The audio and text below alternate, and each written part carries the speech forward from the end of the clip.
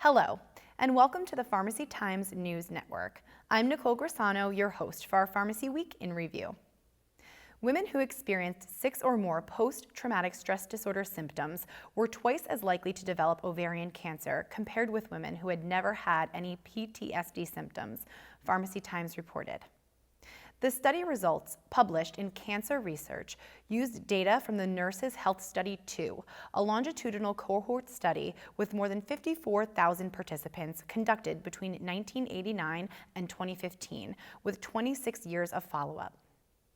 Women were asked to identify the event they considered the most stressful and the year of this event. They were also asked about 7 PTSD symptoms that they may have experienced related to this event. The researchers found that women who experienced 6 to 7 symptoms associated with PTSD had a significantly higher risk for ovarian cancer than women who had never been exposed to trauma. Women with trauma and 4 to 5 symptoms were also at an elevated risk, but it did not reach statistical significance. Walgreens is set to be the first retailer in the United States to test on-demand drone delivery services by partnering with Wing Aviation LLC, Contemporary Clinic reported.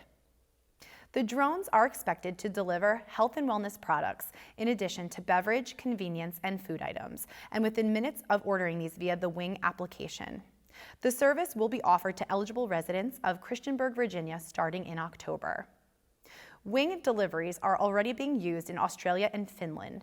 Through their new partnership with Walgreens, both companies aim to explore together the possibilities of health and wellness product and retail delivery via drone. Before the program launches, Walgreens and Wing Aviation will speak to Christiansburg residents to provide additional information about how the service could affect them. The companies will also host a demonstration for community members later in September.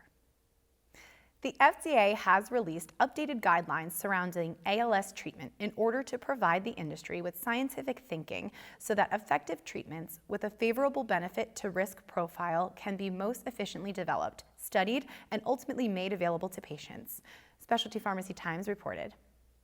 The final guidance includes proposals to help advance the development of products for ALS patients, including recommendations on clinical trial design as well as ways to measure effectiveness. Additionally, the document recommends that companies and researchers interact with the FDA early in product development so that the agency can best advise on the efficient design of trials and propose development programs to produce the data needed for FDA approval.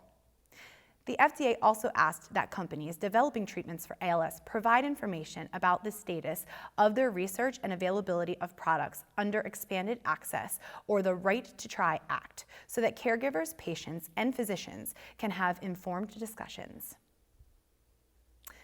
Pharmacists may get more questions about crevice if patients have seen a recent commercial for the prescription medication. In the spot called Dear MS, the narrator says that crevice is proven effective in reducing relapses in RMS and slowing disability progression in RMS and PPMS. According to the commercial, crevice is a bi-yearly medical treatment that is intended to reduce relapses for those who have been diagnosed with relapsing or primary progressive forms of MS. For more great coverage and practical information for today's pharmacist, visit our website and sign up for our daily e-news. And don't forget to follow us on Facebook, Twitter, and Instagram. Thanks for watching our Pharmacy Week in Review. I'm Nicole Grisano at the Pharmacy Times News Network.